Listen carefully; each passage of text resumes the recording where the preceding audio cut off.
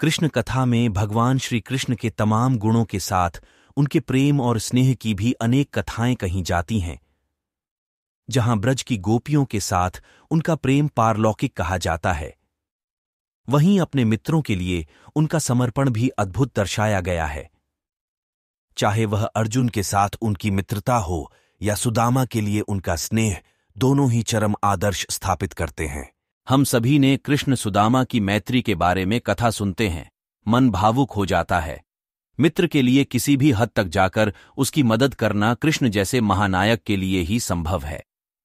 चाहे बचपन में गुरुकुल शिक्षा लेते हुए उनके साथ भिक्षा के लिए जाना हो, या फिर वर्षों बाद राज्य आगमन पर आंसुओं से सुदामा के पैर धोना हो, सभी दोस्ती की अद्भुत मिसाल। गुरुकुल में शिक्षा पूरी होने के बाद कृष्ण और सुदामा अपने अपने घरों में वापस चले गए। ब्राह्मण सुदामा वेदपाठ के बाद भिक्षाटन से जीवन यापन करने लगे और कृष्ण राजनीतिज्ञ बन द्वारिकाधीश बन गए।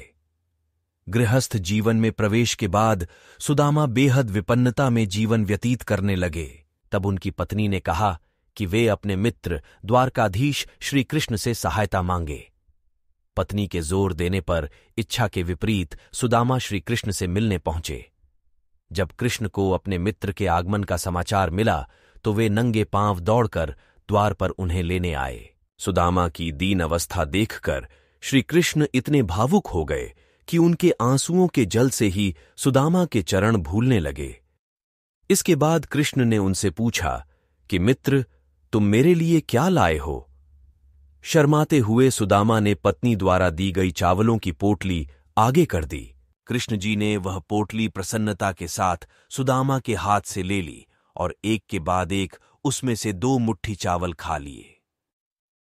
इस प्रक्रिया के साथ ही 2 लोक की संपत्ति सुदामा के नाम कर दी।